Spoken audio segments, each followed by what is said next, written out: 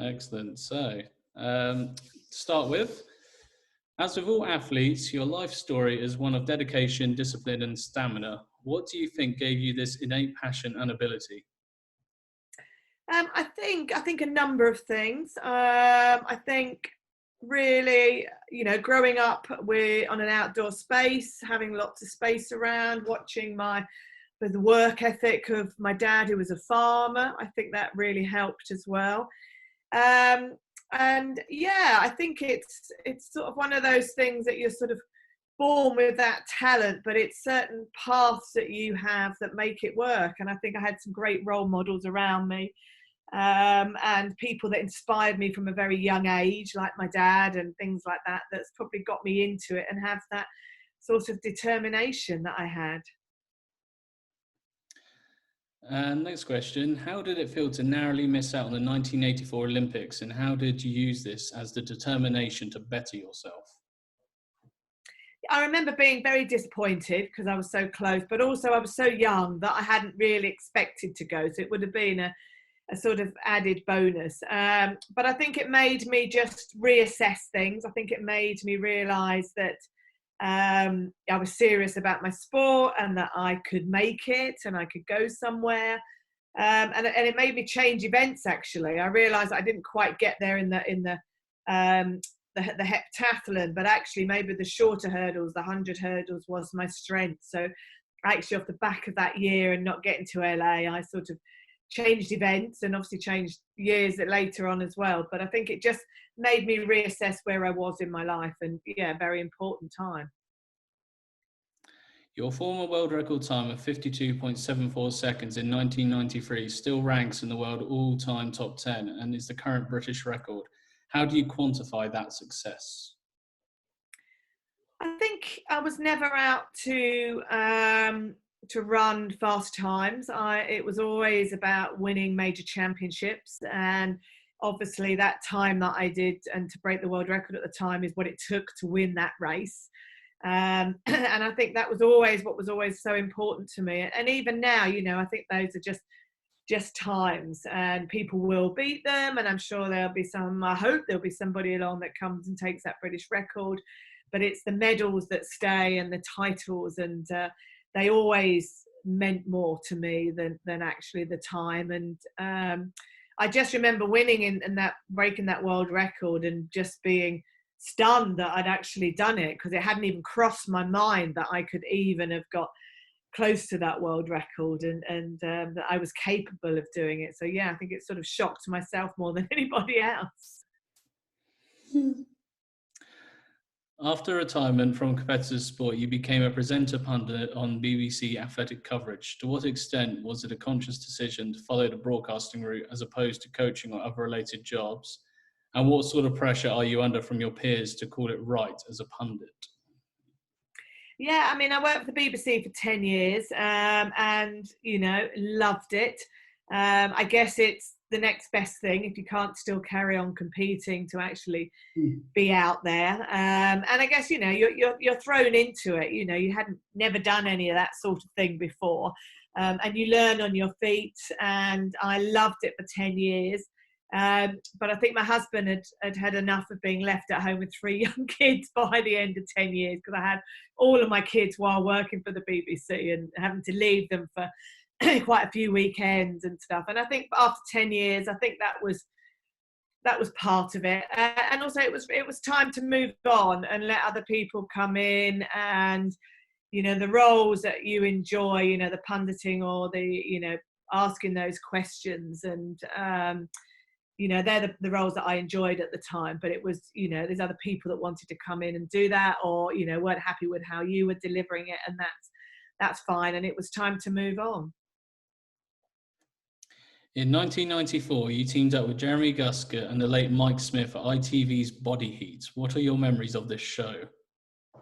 Yeah, amazing time, such fun, and I guess was the first sort of insight into TV, and what television is all about. And yeah, I mean, I suppose it helped me to become a household name, and it was such a great program, and working with Mike, who was such a pro, was amazing, and we learnt a lot. And of course, I was still training, so it was really weird trying to keep the training going and the racing going, and filming a, a very intense sort of program as well. But it was nice, and I think I sort of learned, quite a bit, with my feet running almost on those sorts of scenarios. It helped me later on.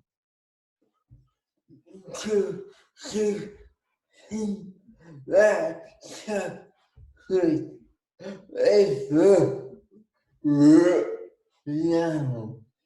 you ever think that show could work now if it was brought back?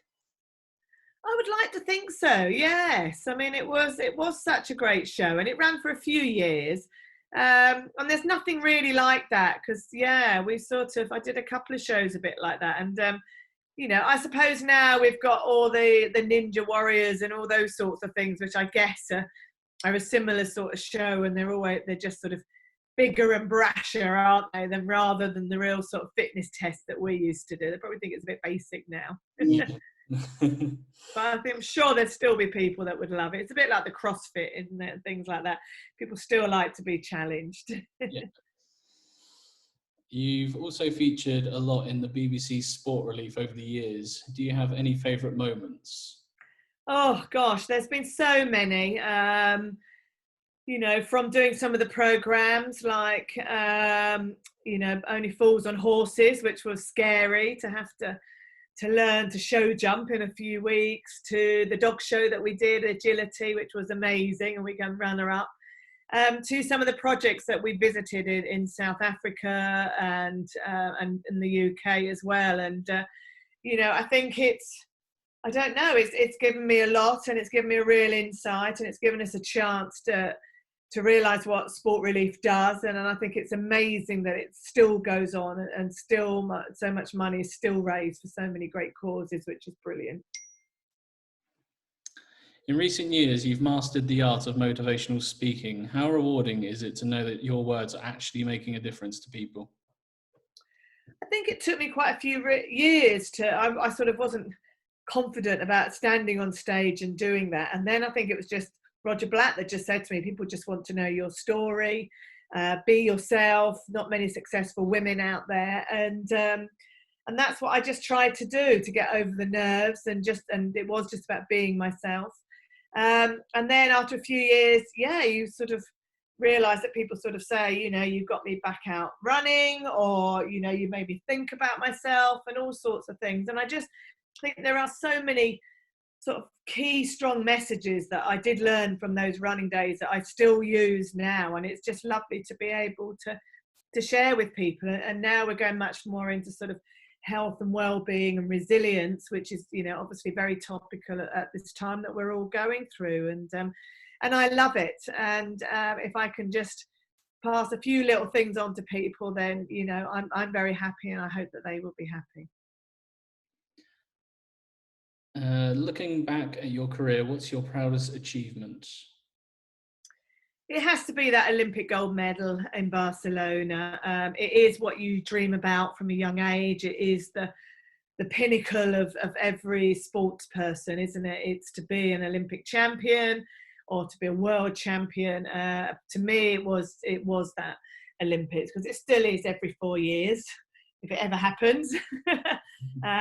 So yeah, and even all these years on, I still pinch myself to think that you have achieved the ultimate in athletics terms. Absolutely. And finally, what's next for Sally Gunnell?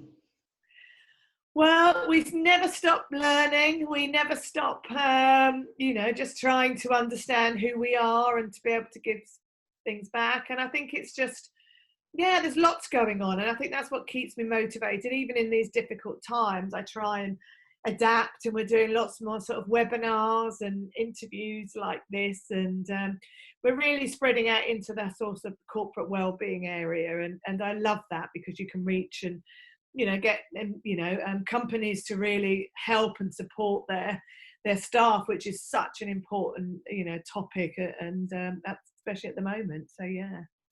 Excellent. Anything else to add?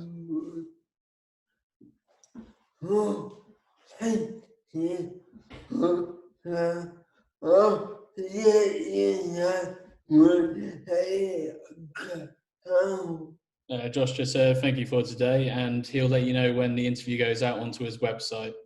Brilliant. Well, thank you so much, Josh, and thank you to you. You take care. Look after All right. yourselves. Thank you very much That for was today. lovely. Thanks a lot. Bye. Bye.